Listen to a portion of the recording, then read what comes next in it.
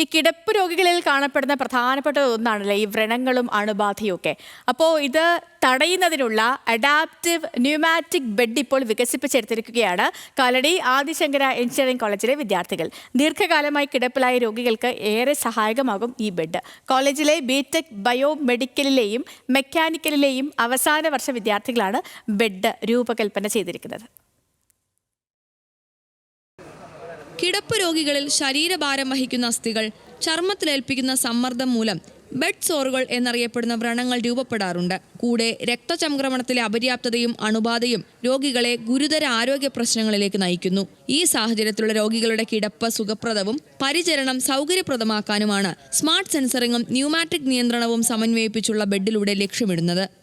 Temperature, പിന്നെ humidity എത്ര ആണ് ഈ പേഷ്യൻ്റ് കിടക്കുന്നതിൻ്റെ താഴെ ഉള്ളതെന്നുള്ളത്, പേഷ്യൻറ്റിൻ്റെ ബാക്കിൽ എത്ര ആണ് ഉള്ളതെന്നുള്ള നമുക്ക് ലൈവായിട്ട് വെബ്സൈറ്റിൽ കാണാൻ പറ്റും.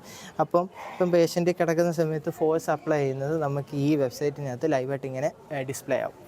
60-ലേറെ എയർ ബാഗുകളും സെൻസറുകളും വാൽവുകളും അവയെ പ്രത്യേകം നിയന്ത്രിക്കാനുള്ള സംവിധാനവുമാണ് ബെഡിൽ ഒരുക്കിയിരിക്കുന്നത്.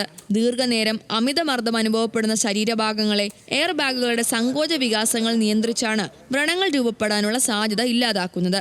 വിദ്യാർത്ഥികളായ Melvin Mathew Jacob, Ashif Ashraf, Ritta Kanis Rodrigues, S Abhikrishna, Eric K Wilson, B Mahadeva Marar എന്നിവരാണ് കണ്ടുപിടുത്തത്തിന് പിന്നിൽ. ബയോമെഡിക്കൽ വകുപ്പ് മേധാവിയും അസോസിയേറ്റ് പ്രൊഫസറുമായ ഡോക്ടർ രമ്യ ജോർജിന്റെയും മെക്കാനിക്കൽ എഞ്ചിനീയറിംഗ് വിഭാഗം അസിസ്റ്റന്റ് പ്രൊഫസർ സന്ദീപ് OSന്റെയും നേതൃത്വത്തിലാണ് വിദ്യാർത്ഥികളുടെ ഈ ഉദ്യമം.